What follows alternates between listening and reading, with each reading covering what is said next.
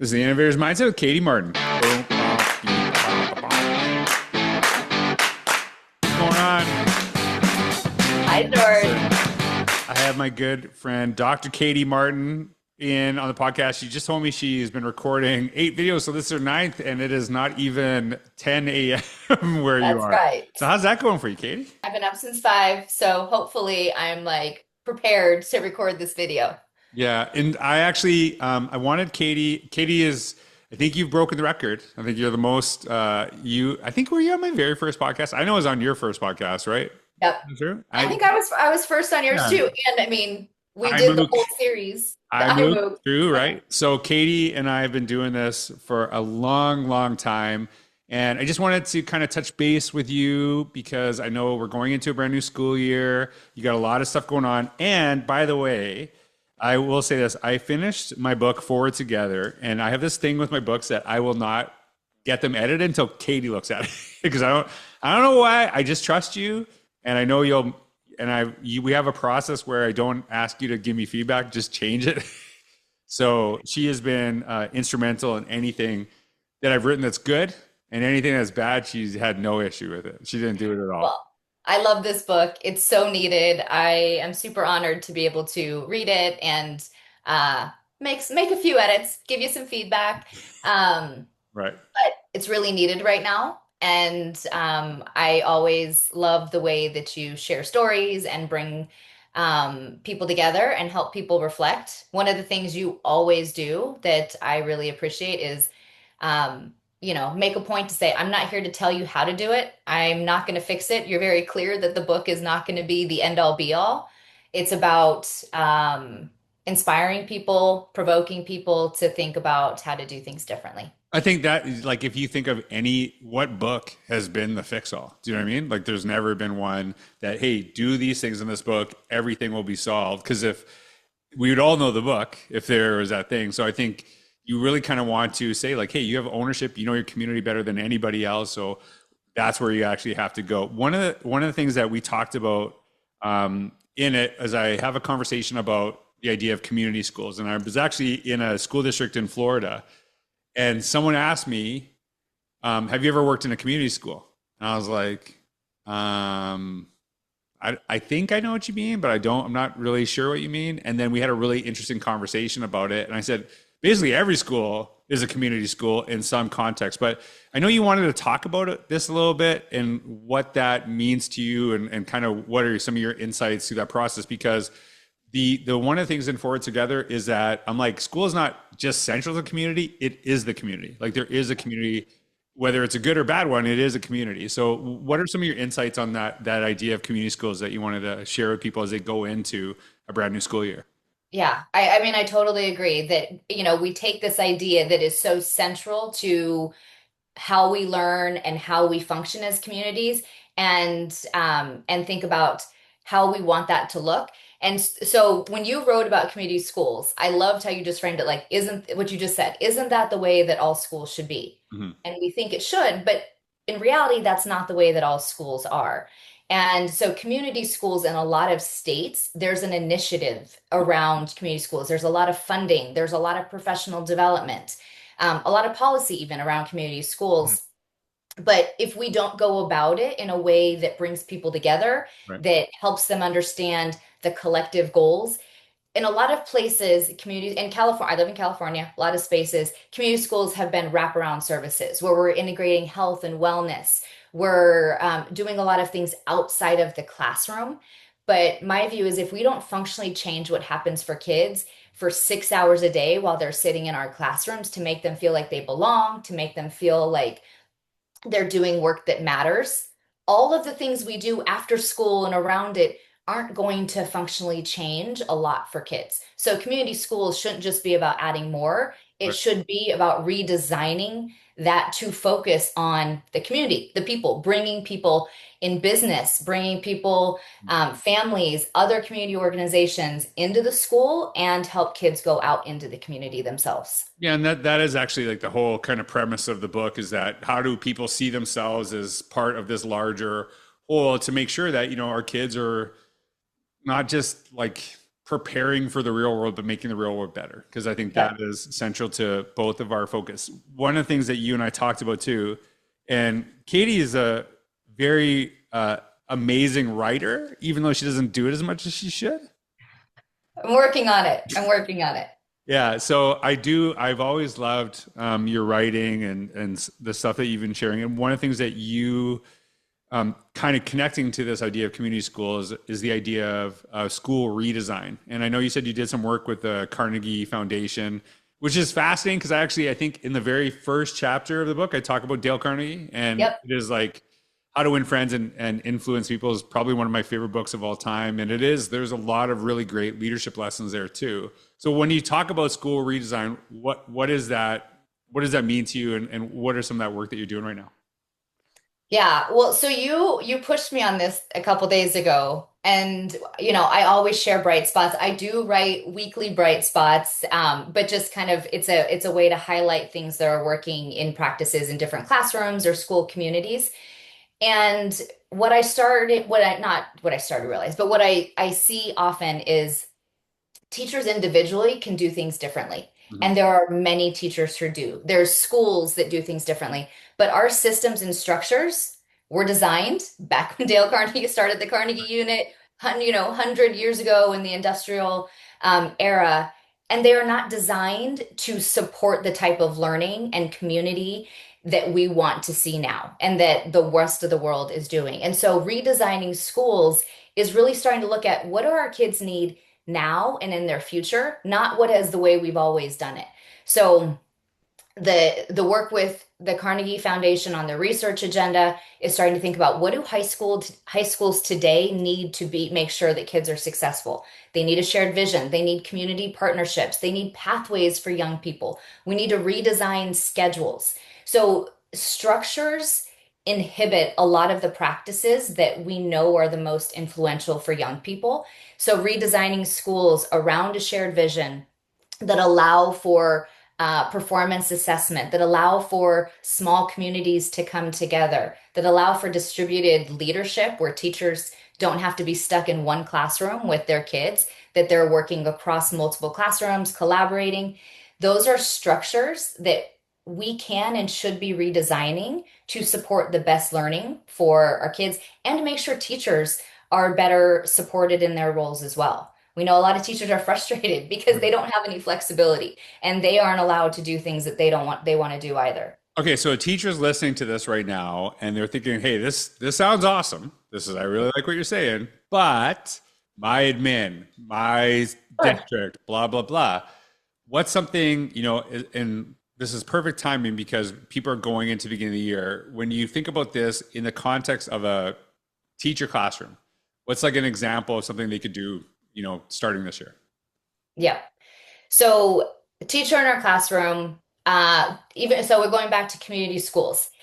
Instead of starting with the syllabus and instead of starting with all the rules, instead of saying, here's the structure, you have to take these tests and we're going to follow this textbook.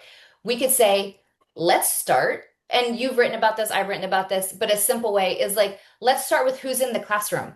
Mhm. Who are the kids? What are the strengths? What are the interests? What are the goals? We still have standards. We still have things we have to meet. But taking time to start the year, not just cheesy icebreakers, not just like, hey, talk to your elbow partner, but like, who is this group of people who's going to be together all year? What do we want to accomplish? What are our goals? What are our ideas? How can we connect with the community? You might be in a 60-minute block. You might have, different things you have to teach, but there are ways to navigate it with the kids in the classroom in a way that like brings them in, creates that community, and doesn't make it feel so compliance and controlled that is really about the agency of the learners in that room. Yeah, one of the things that so someone's listening to this and saying, "That's all well and good. I don't have time." Right. And the argument I would make on that is when you get to know the students you serve and the people you serve, and that's even at the admin level too, Mhm.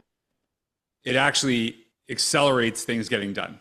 So Totally. the more you know somebody, the more they feel. And like I literally just wrote about this. I think it's coming out. It'll probably be out by the time this podcast comes out is that when you actually get to know the people you serve, because there's this little pushback on social media, like, oh, have you tried relationships? It's like, and I get why there's a pushback.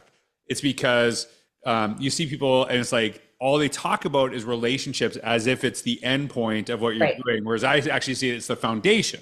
It's a foundation, but it's trying to go kind of above and beyond. And really, when you know the people you serve, then everything actually kind of accelerates after that. And so sometimes the example I gave is like in how I talked about this. I worked with an assistant principal, but she was incredible. She hated getting any acknowledgement for anything that she did publicly. It was embarrassing to her. She just wanted to do work, leave me alone. I'll do it behind the scenes. Do not mention my name. I like public. I like it. I want acknowledgement. Do you know what I mean? And so the relationship is not like it's all about warm and fuzzy. It's like what makes this person tick? How does this person drive? And so I think that's maybe I Yeah. think that's where I try to kind of like, hey, let's kind of go back into what is meant by what is said because I can understand the pushback, right? It's Sure. like, hey, kids are like, punching each other in the face. Well, have you tried building relationships? I get it, right? That's a Right. bad way to do that. Now, I know you're very short on time. Wait, hold on. Oh, I want to just sure. go on this a little bit deeper. So Just so you know, you told me you only have a little bit of time, so. I do. Um, when we talk about relationships, I think that you're totally right. People are like, oh, it's the only thing. Relationships are everything. And I think that relationships are not everything, to your point. They're a foundation. But if we don't get to know learners and help them know themselves and their teammates, classmates, whatever, it's going to be much harder to do everything else. So you spend the time. So when people say they don't have time, you spend the time on the front end creating that community and making it easier, or you spend the time in behavior problems and you're constantly trying to react to kids who are frustrated and don't want to do things. And I see this all the time, K-12, but really, really acutely in the middle school. I'm a middle school person. I love middle school because I spent time understanding the developmental needs of middle school students. And so often when people are struggling, it's because they're like, get in, be quiet, stop talking. When adolescents need to move, they're so squirrely and so, dealing with so many things, just like all of our kids, that if we create control and command classrooms, no kidding, kids are frustrated and they're acting out and they're totally disengaged because they don't feel like they have a place there. They don't feel like they belong. And so you deal with those things no matter what. It's better to do it on the front end and enjoy it and then work through those challenges and opportunities together. As you're talking about this, I think about like to this day I'm terrible at science. Like anything science, I'm like, I just don't understand it. Struggle with me. I think science is really important, which is why I choose to stay out of it. Because like someone who really knows what they're doing. So I remember my high school experience having a couple of like chemistry teachers really struggling, and I would rather be known as a class clown than stupid. Hmm. And then I remember a couple of my science teachers later on. I don't know if they really made me smarter in the subject, but I felt it's way more appreciated. Where I'm like, yeah, I'm not gonna be as much of a troublemaker in this class. I don't want to say like, oh, they just knew how I ticked, and then all of a sudden, I became a chemist. Like that's not what I'm saying at all. But it was like, it's basically You're more open you to just learning, know, right? you either know the subject. That's how I felt. It's like this subject is the most important thing. I don't really care about you. Learn the subject, and then that's where it causes the most issues. Whereas like, hey, I actually care about you, a person. Like I remember, I'm not. This is not even a lie. I'm so embarrassed about this. I like barely passed chemistry. And it was like, hey, I remember my teacher saying, listen, I'll pass you as long as you promise you never teach science to children. I'm like, I will never, I wish I was kidding right now. It's like, you will get this. So I don't know. But Yeah. anyways, Well, my husband Matt is a chemistry teacher, right. so I just ask him all the questions. All right, there you go. But So really, who needs chemistry? yeah, I Just got kidding. this one question for you now. This is like kind of a curveball. I'm All curious right. to this because I think about this. So I've watched your kids grow up. Yep. And do you think that you are adamant about have you changed your views on education because of your kids, or have you become more firm on what your beliefs because of your kids. Hmm. Do you know what I mean? I like if I could answer that myself, I don't think I've really changed my thinking, but I'm like, okay, now this like Oh, I'm I'm convicted, right? And I think that like so we all like grow through our experience and learn. And I was a middle school teacher, like I said, and have experienced a lot, but it's been interesting. And I thought about this because my kids are so close together. They go through elementary, middle, and high school together. So my lens is very acutely focused on where they are. And now as they're in high school, I am just so convicted and more deeply invested in transforming the high school experience. Um, they go to a great high school that's nationally recognized, and there's so many more opportunities and things that we could do differently with kids. And so I just see that differently, having my kids go through it. So I don't think my views have yeah. changed. I've just gotten more experience and more deeply invested. Yeah, and that's how I always think about that too, because when you before you have kids, people are like, "Oh, you changed so much." I'm like, I don't think I've changed, but I think I'm just more like you gotta get No, this this is going right. serious. Yeah. And as I'm wearing my Orlando Magic Best Dad in the Game shirt from my kids. So, anyways, this I know Katie is very short on time. I wanted just to kind of connect with you, share some ideas, make sure. And I actually acknowledged you in one of my podcasts that you're supposed to be. We were supposed to do this yesterday, but you were just said I choose Pilates over you, which I don't It was blame. bar. Bar, whatever, bar, Pilates. Yeah, same thing. All things I couldn't do. You too. All right. So, hey, Katie, thanks for your time. I know you got to rush off. Thanks everyone for listening. I hope you have a wonderful day and a great start to your year. And if you listen to Katie, I promise you will. Have a wonderful day. Take care.